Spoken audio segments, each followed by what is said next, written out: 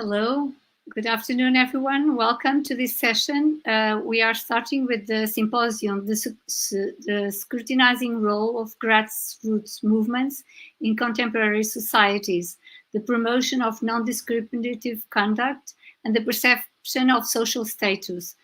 Okay, the idea of this symposium is to try to look at both the social movements, the grassroots movements, and how contemporary societies, institutions, organizations, whatever kind of collective organization we are considering, are taking their role in terms of social responsibility. So I'm happy to present the Yodi Das, who's professor in India, and welcome. Thank you. Thank you so much. So can you please start with a brief presentation? Yeah, sure. I'll do that. All right. So good evening, everyone. As you can see in the slides, hopefully, the title of my presentation is The Right to Information and Grassroots Movement in India, Implications for Human Rights in a Democracy. Now, we all know that human beings, we being human beings and the political animals that we are, we always strive for better lives. And when we talk about a democracy, so the rights of citizens become very crucial as the duties, and that has to be taken care of by the state. Now, my present study actually focuses on the information, on the right to information of an ordinary citizen with reference to the broader issues of human rights, and all of that has been channelized through a grassroots social movement.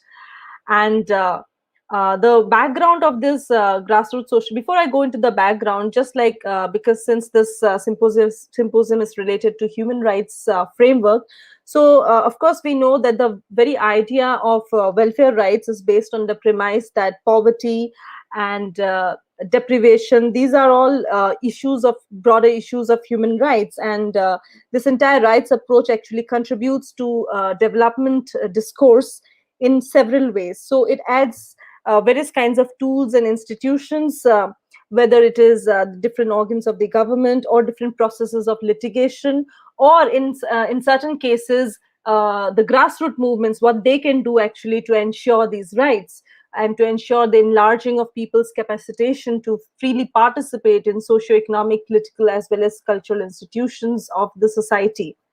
So I'll not go into the historical trajectory of human rights, but I'll quickly move on to this particular Labor Law cum Social Security Act in India called MG Narega, which stands for Mahatma Gandhi National Rural Employment Guarantee Act, which was passed in 2005, and it guarantees the right to work in rural areas by ensuring at least 100 days of wage employment per household in a financial year.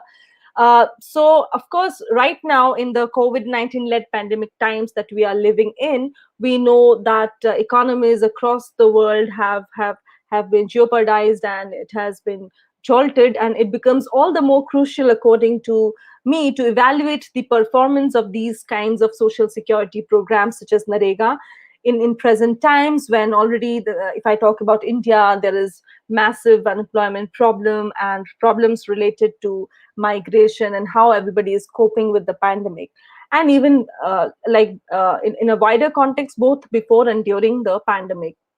So the present study, actually what it tries to do here is that it tries to analyze the role of a particular grassroots movement, which was led by this people's organization called Mazdoor Kisan Shakti Sangathan, Mazdoor as in labor, Kisan as in farmer. So it's an organization, people's organization, that fought for rights-based demand in India. And their struggle, which began from a grassroots level in a rural village called Devdungri, way back in 1987, 1990s in rural Rajasthan in India.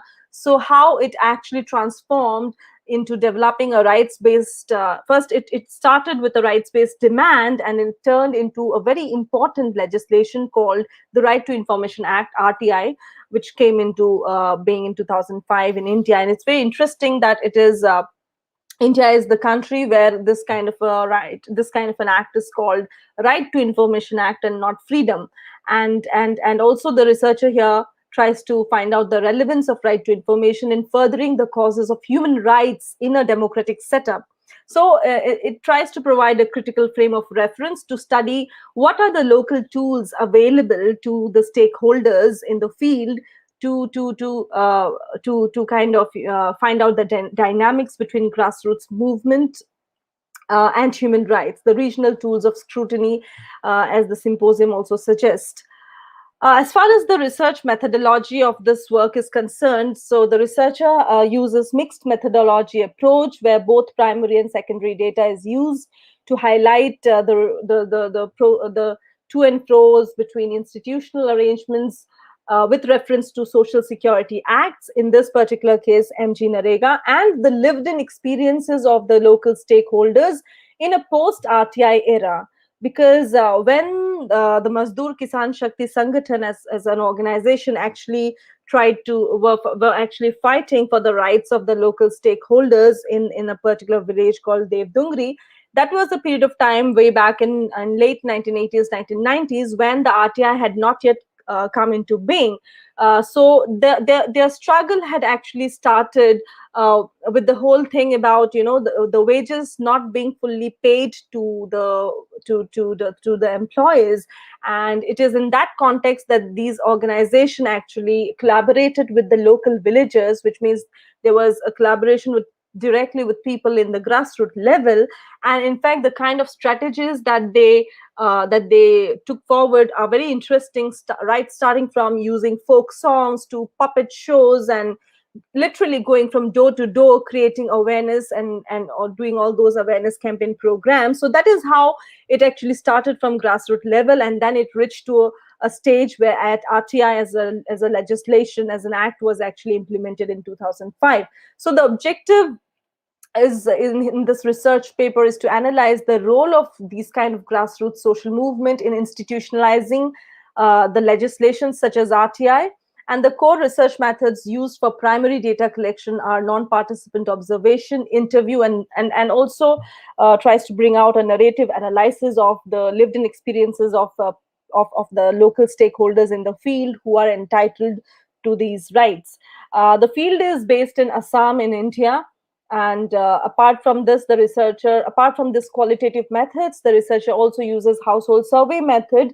And the primary objective to do this survey method is to have a direct data on the socioeconomic conditions of these stakeholders, and of course uses secondary sources as and where required. Now, of course, as far as the fieldwork is concerned, I would also like to point out very frankly that the fieldwork is not yet completed, not yet over yet. It is still in the process, and because of the COVID-related restrictions and in between lockdowns and etc. So the fieldwork is still going on. It is not over yet. And of course, for the data analysis part, the researcher uses manual thematic coding, and for the household survey, the researcher will use MS Excel and SPSS. So the tools used in field are questionnaire, schedule, as and when necessary.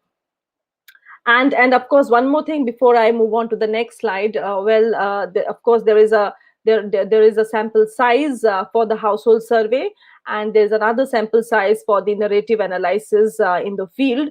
And the sample size for household survey is taken to be 100, and for the narratives is taken to be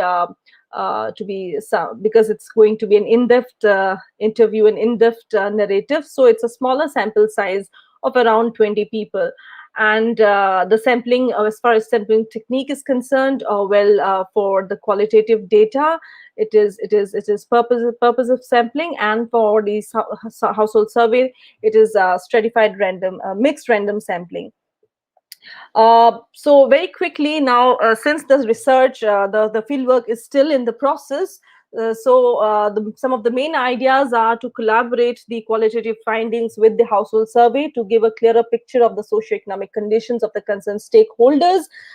In most likelihood, in this time frame where the ongoing pandemic is still on, and the researcher tries to evaluate and understand the correlation, like I said, between grassroots movements, in this particular case led by Mazdoor Kisan Shakti Sangathan in human rights in a democracy, with special reference to this particular social security program called MG Narega. So when the researcher actually went to the field, So it was realized that during complete lockdown period, because of the COVID-19 related pandemic, these workers under NREGA definitely were not working in the field. But then there is this another scheme called National Food Security Act, which came around somewhere in 2019. So it was under that scheme that they were being provided some basic food items, etc. So all that will come under narrative analysis when the entire fieldwork will be over. And then the research, I believe, paves way for further scope in the domain of human rights, social welfare programs, and role of grassroots level organizations in a democracy and beyond. These are actually two pictures before I quickly end. So this is one picture by the Mazdoor Kisan Sangathan collective, and there are these three founding activists of this organization. They are Mrs. Aruna Roy, who was actually a former IS officer, that is so she was a bureaucrat, and a localite in that particular village called Devdongri in Rajasthan, Mr. Shankar Singh, and Nikhil Dev, who is a social activist and who had actually returned to India from abroad. So these three people are the founding activists of this particular organization. So this particular organization has not only paved way for RTI as right to information, which is a very important tool, I believe, in the hands of ordinary citizens to find out, like, for instance, the way they began initially was that they were not, this local ordinary villagers were not being paid full wages for their work. And when they went to the offices, they were said that that there is a measurement book, as in a record keeping of their attendance, and that they were not present, or they were not working, and they were being paid as per what they were working. So when such kind of problems started multiplying in the field, so it was these activists and these activists who came up and formed this grassroots level organization. And they when they went to the office of these different bureaucrats, and when they asked for the measurement book, they were denied information, because at that point of time there was no such thing as right to information. So there were all kinds of excuses which were given, and there was this entire what is probably termed as the secrecy tradition, official secrecy tradition.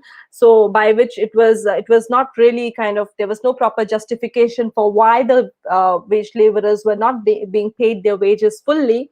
And it is then that this organization actually went door to door, started awareness campaigns through songs, through puppet shows, like I said. And that is how they became aware of their rights, of their basic rights, because now the wages that they are paying, they were being paid, of course, it is very, very basic, and it is related to their livelihood, and automatically it falls under the domain of human rights also. Right. So in that sense, they conducted these various programs by which RTI came into being. And in present times, apart from RTI, there is this social audit thing also, which has gained a lot of momentum in recent decades. So there are these various social security programs, welfare programs, which are, I believe, deeply connected with the concept of human rights and welfare for the citizens in any democracy. So social audit has become more and more popular with passage of time, and in different states it's being taken up. There are social audit committees who actually conduct audit, and this audit takes place in an open platform where all the stakeholders, right from the people who are entitled to these rights, the beneficiaries of different schemes, to the government officials, to the local leaders, MLAs, etc. So all of them come into a common platform, and whatever are the queries, whatever are the questions, whatever the lacuna, so it's openly asked in an open platform. All that security arrangement and everything is done. So it's a very transparent. It's basically a very important tool to ensure transparency and to increase social accountability of governance and administration. And it also becomes very, very important to actually ensure participatory governance and to strengthen grassroots level democracy, which is very important in any democratic country. So in the right here, you can see a meeting by this MKSS collective with the villagers. Left hand side is a sample of this RTI application, which can be filed actually. So yes, I will end here, not take much time. Thank you very much. I'll stop sharing.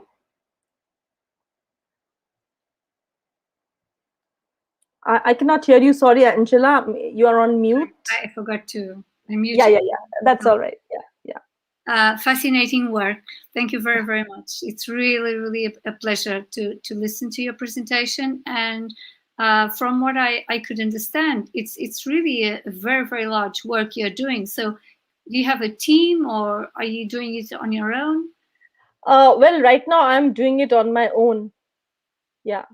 Because I guess I would also like to confess that I was previously working as a bureaucrat, civil servant, state civil servant.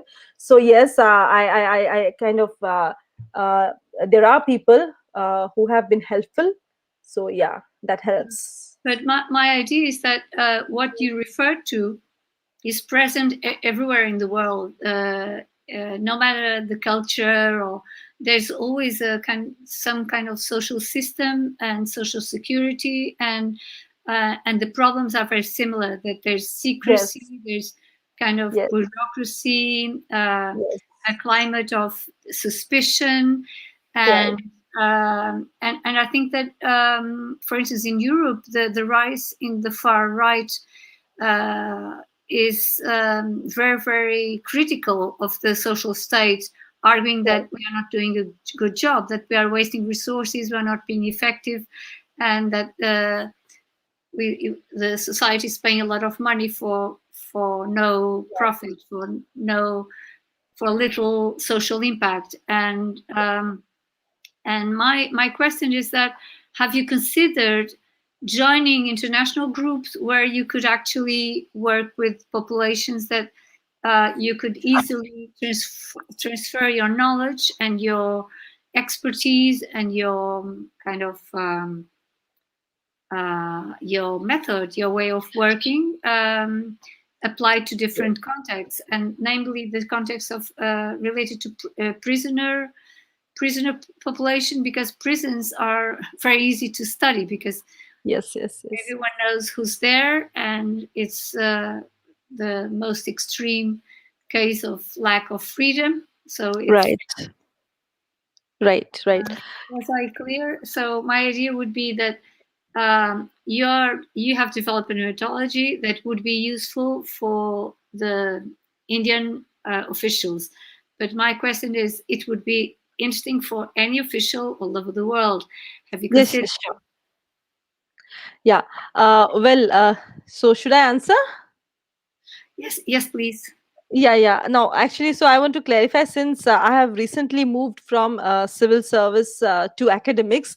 So it is now that I am trying to, I think it's a blessing that whatever period of time I was there in civil service for more than 3 years. So whatever time I had spent in the field as a bureaucrat, I think that has given a lot of insight, and my background being in anthropology and sociology. So I think it has given me a lot of insight, and it has been a very enriching experience. And now that I have joined academics in 2020, and then there is this pandemic going on ever since I joined academics, so now I'm taking a lot of interest in actually uh, figuring out all that, whatever, because research comes from, I believe any kind of research comes mainly from two entry points. One is through empirical observations, what you see around you in society, and the other is through theoretical engagements, what you read or hear or whatever. So in my case, since there are so many observations that I now actually like to work on, so I have started working on some of these areas.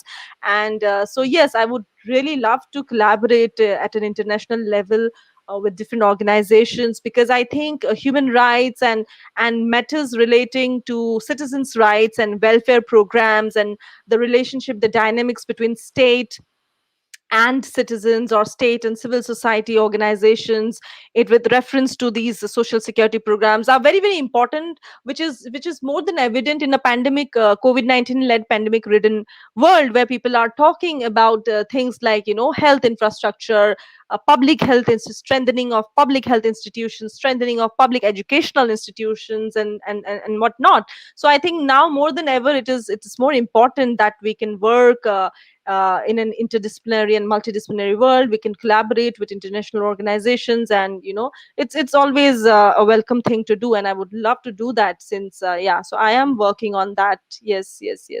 And this particular research actually is inspired more by the social audit programs, actually, which has become very popular in recent years, and it has been observed in the field that after this whole RTI era, in the post RTI era, and when there is a growing intervention of social audit committees, how they actually do audit of these different programs, there have been changes which have been seen in some areas, if not all.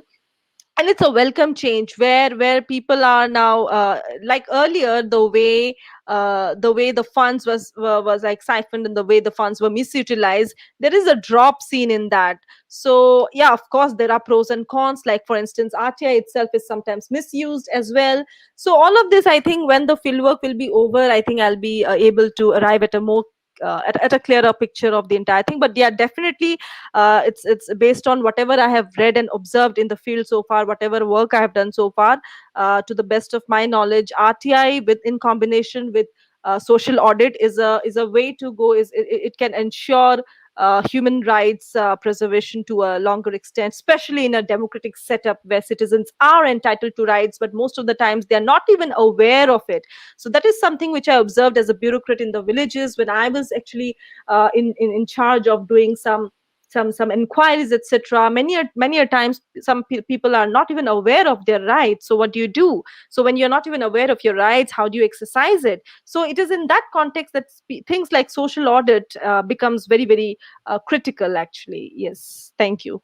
And I would be glad if you could, in fact, give me some suggestions of taking it forward. That would be fantastic. Yes, we do have some time, so if you are comfortable, can I carry on with the questions? Yes, definitely. No problem. When I've been working in education for 30 years, and higher education, you get the same feeling. You get the same idea that it's as if you are in rural areas where people are not aware of their rights and and they are not politically conscious, and you think, well, we are looking at the elite of society, the people, the students who enter higher education are young people that are privileged, but we also have young adults or older adults that want to go back to study. So I'm shocked with the way so many of my students are not aware of any kind of social criticism, absolutely no social critique. And of course, I work in a big institution, so it's hard to tell. But I've listed here a few questions that, of course, we are not going to finish it here, but maybe it can help us to think ahead and to think what can we do in the future. Because sure. I think at least what I try to tell my students is that we have to work both as a scientist and as an artist. We have to be creative and spontaneous, but we have to be absolutely rigorous and disciplined and be able to make a very strong argument. So, and in order to do that, we have to pick really powerful concepts.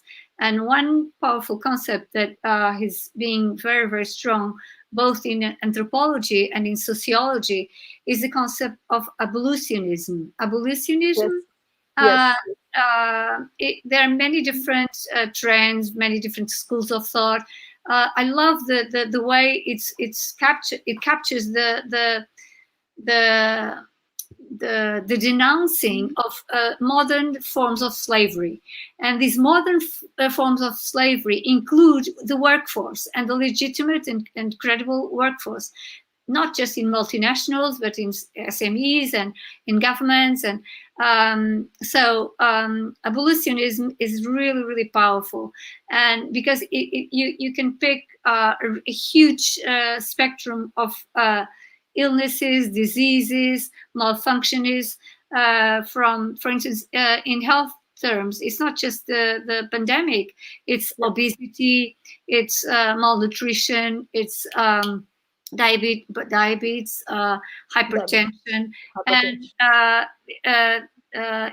if we look in terms of demographics, it's lower ranks of society that are raising those kinds of illnesses with bad access to information related to nutrition in children. And so it's absolutely mad. What kind of mad world are we creating? In a way, we would look at the United States and say, well, they have really fat families and there's obesity, but now you see it everywhere. Well, not everywhere, but you see it. So sorry, I want to close. So abolitionism, I'm talking about a very strong critique to society as a whole, and again, studying the prisonal system, the penal system, and in Europe there's Observatório Europeu das Prisões. It's European Observatory of Prisons, or Prison Observatory.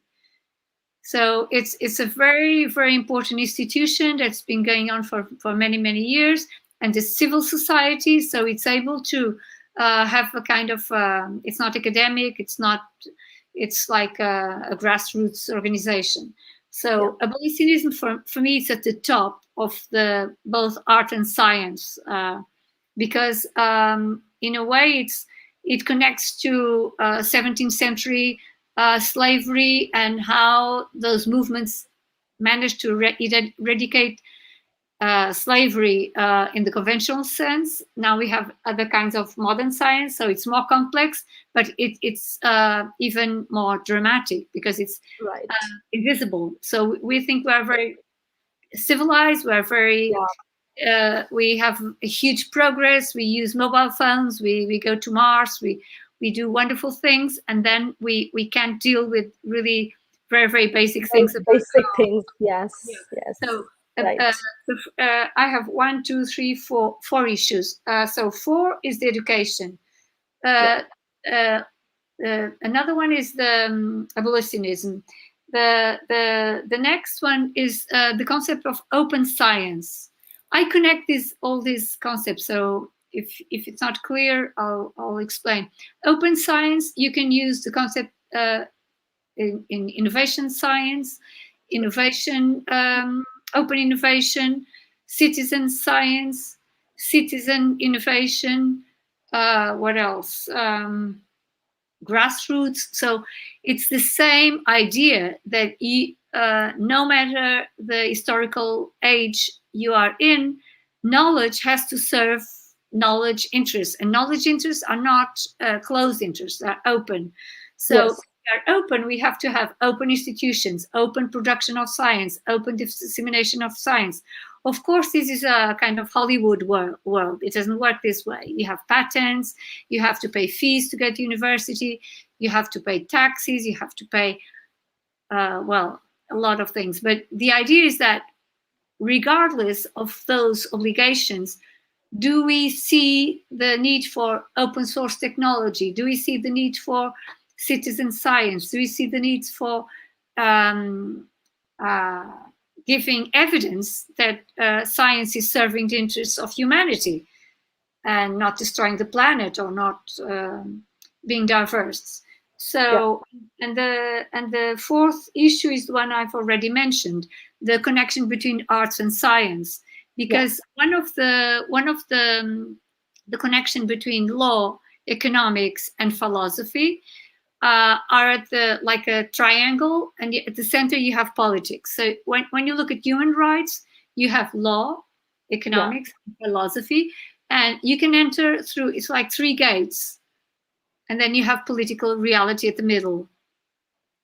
So that's what I'm trying to capture, is that no matter where you enter, you have to be creative, and you have to make sure that you're creating safe environments where communities can be spontaneous. Because in times of abundance, like we have the expression of the fat cows and the skinny cows. In times of fat cows and in times of skinny cows, vacas gordas e vacas magras, in both situations, both limit situations, very good and very bad, the same principle applies. Humans are creative. They are able to be creative. So societies, if they are killing creativity, we are lost. And there's a huge criticism to today's educational system that we are killing creativity, and that means that society at the bottom is not being creative, and it's not being critical, and then institutions repeat the pattern, and those at the top don't see it.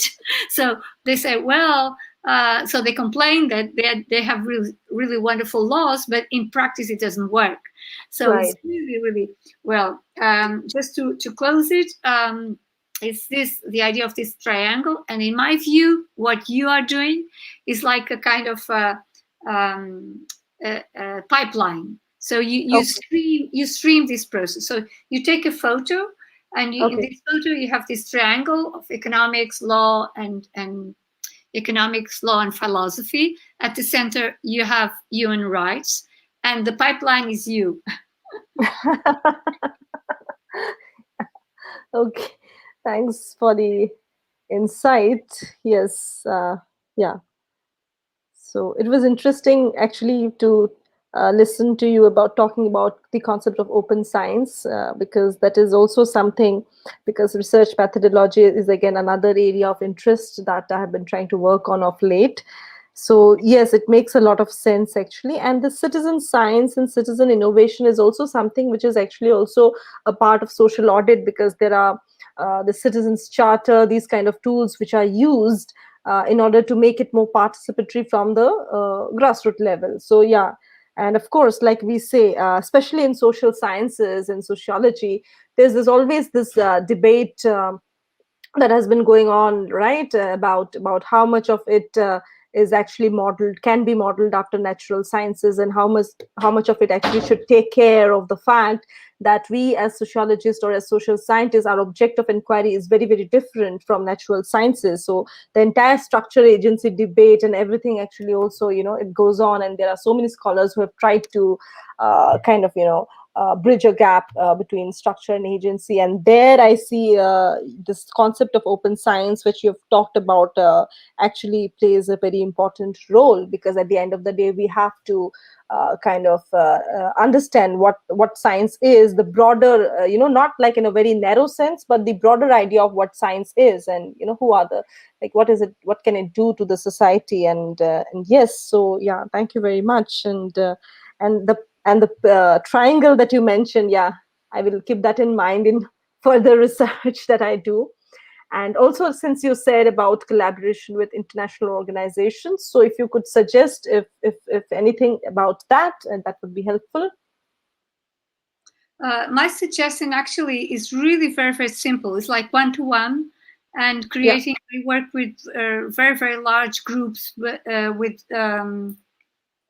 people with different interests, and we get together to publish, to discuss, to try to learn from one another. And of course, there's lots of institutions and funding and lots of, but I do think there's a huge power in just following your dreams and really making, I really do that. I really believe that. And when I was referring earlier about arts and science, because it's, arts and science is something that 17th century philosophers were already talking about. Arts and science. But in fact, today you should talk about socio-technical systems that were already extremely powerful between the wars in the 1940s. Socio-technical systems. Why? Because they were acknowledging that the reality we get into is both technical and social. So technology is already there, and so today's science is not science at all. It's technical science. It's technoscience. Why? Technocratic, It's technoscience because indeed what we are dealing with is with an environment that's absolutely controlled, absolutely artificial, where even our what we think is creative and spontaneous is already being manipulated and already being. So this is kind of play of mirrors, that we have one mirror, and that's why we are trying to do this kind of really broad, really broad working directly with artists, working with artists that are working in prisons. They are working using dance, theater, whatever, as you said, Muppet shows, whatever can be used to spread the message. So, so the idea is really, in a way, it's following the hint that is contained in the grassroots movement. Grassroots movements is not, of course, the 19th century social movements are the visible tip of the iceberg. But now, even when in Egyptian times, when they were building the pyramids, there are accounts of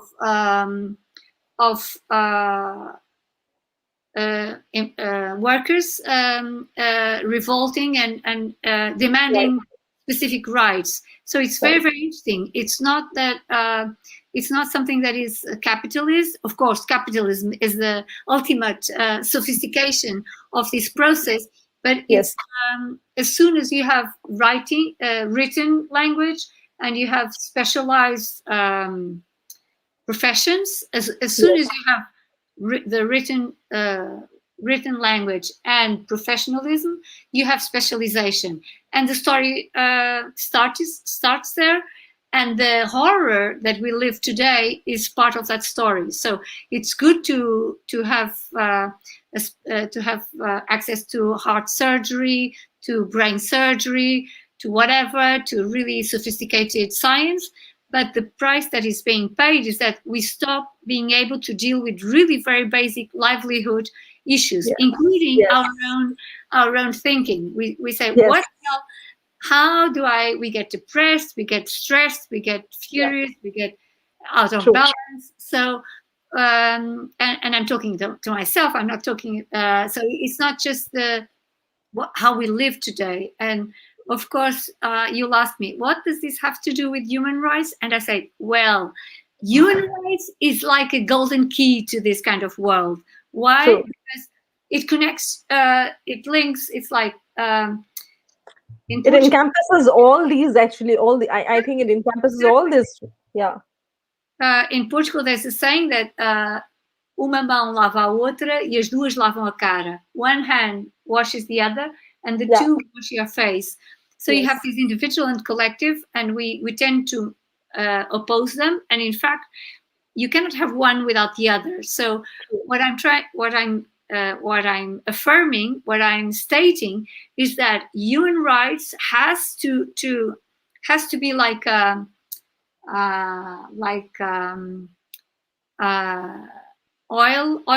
in water that spreads very thinly, and you can't control it. You can't control it. It gets everywhere. And if you touch the water, the oil will stick to your skin. That's how human rights should be worked. And in order to do that, you have to engage people.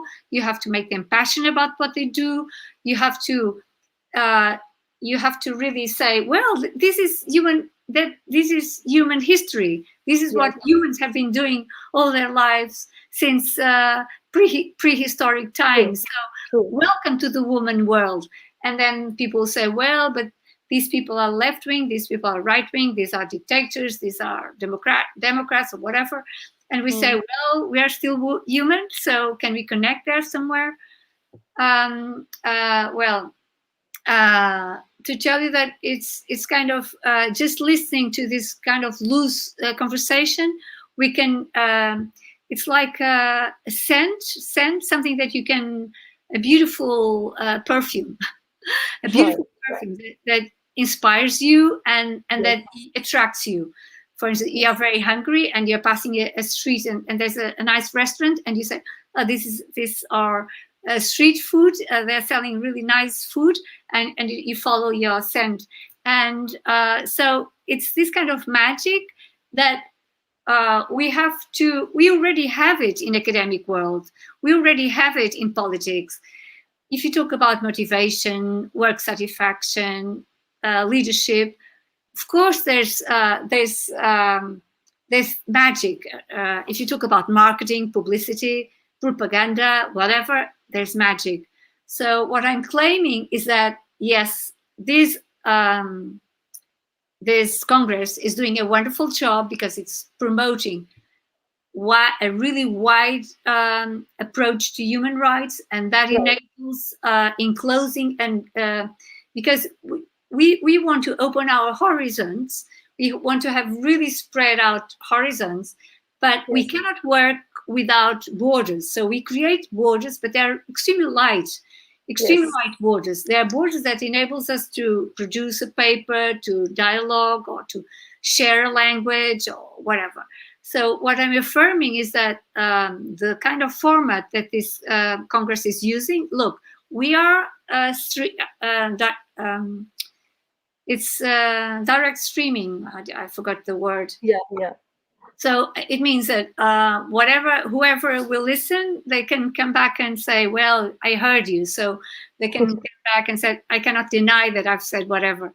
What I'm trying to say is that this is changing the world the same way that writing has changed history. So you go from prehistory to history thanks to writing.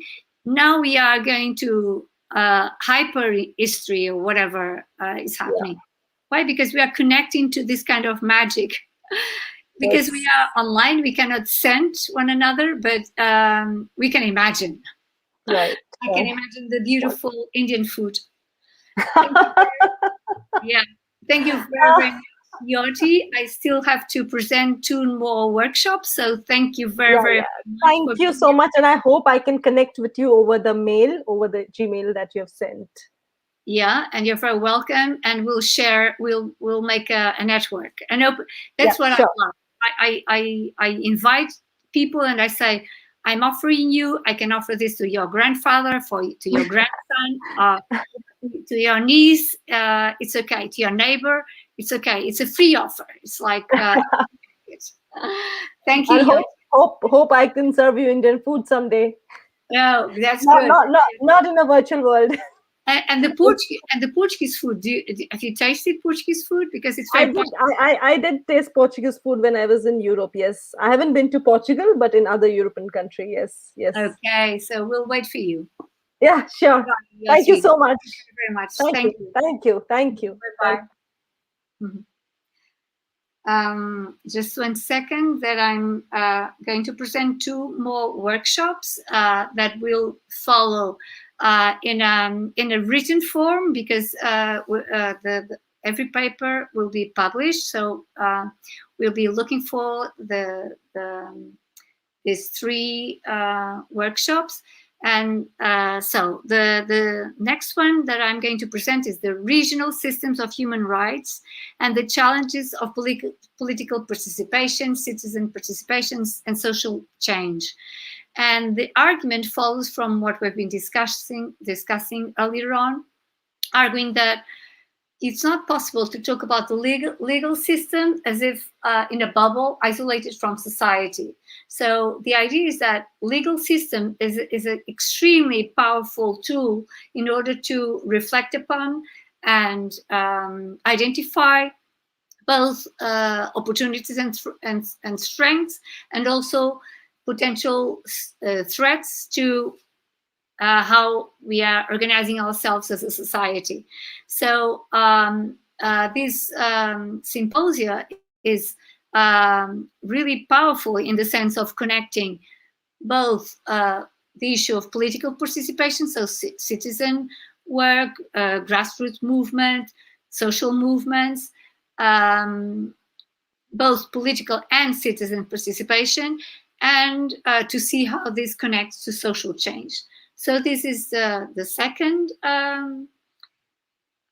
symposia.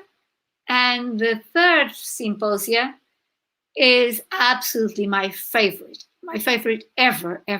Why? Because it's very, very easy that we talk about social responsibility, that we will talk about accountability, governance, whatever kind of approach to human rights, but we leave it at the discourse level. We are just talking nicely. We are just creating this kind of beautiful, abstract, wishful thinking, perfect world of universal values, universal peace, just really, really idealistic and utopian world that makes us dream, makes us have huge hopes for the future.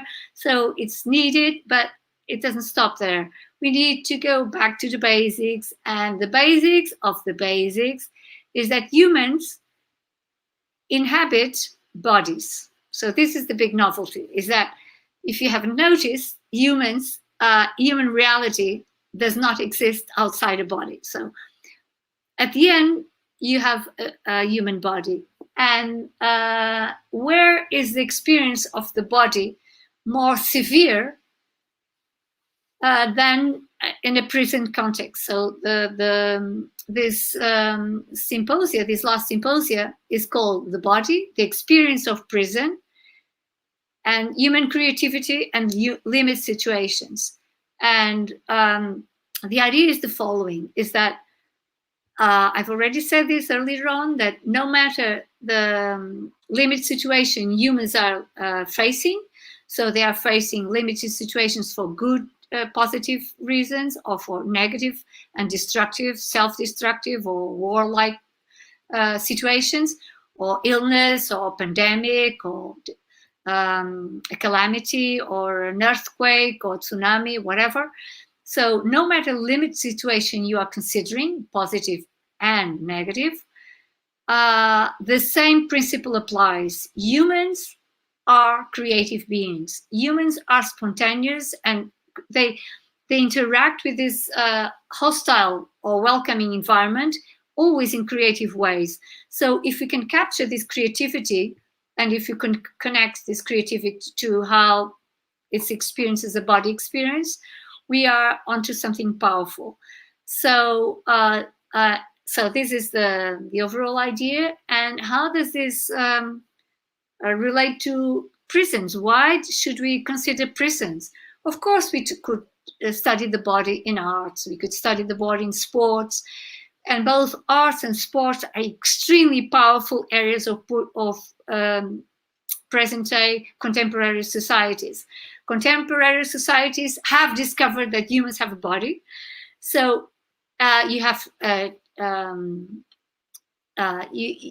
you have both bodybuilding exercises, you have lots of physical exercises related to sport, but you also have tattoos, you have body painting, you have you name it. So it's this flourishing area that connects to bodies. But why should we look into prisons?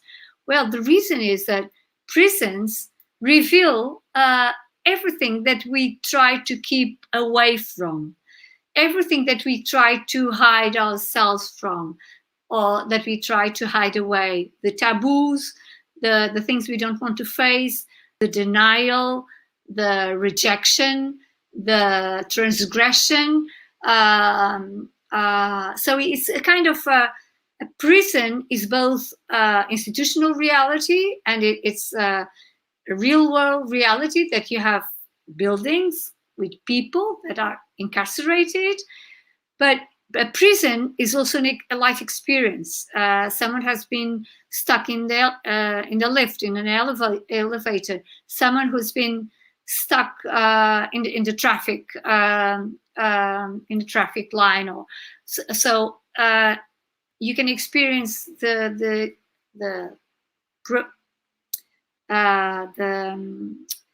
temporary experience of imprisonment, and it doesn't feel nice. But the issue is not poor people who are in prisons. We should be sorry for them. That's not the issue. Of course, we should be sorry for them, but the issue is how do prisons work? What is the role of prisons in society? What human rights can tell us about prisons, and what prisons reality can tell us about human rights in today's society, and more important than everything else, what prisons and how we deal with prison reality tells us about us as human beings. Who are we as human beings? Who are we as society? Who are we in the 21st century? So this is my favorite symposia, and I think I've covered everything. So as this is going to be eternal online, and when I'm gone, someone will be able to come back here and try to argue with me. I think that I've finished my own arguments here. So thank you for being here, and please stay in touch. Thank you very, very much. Bye-bye.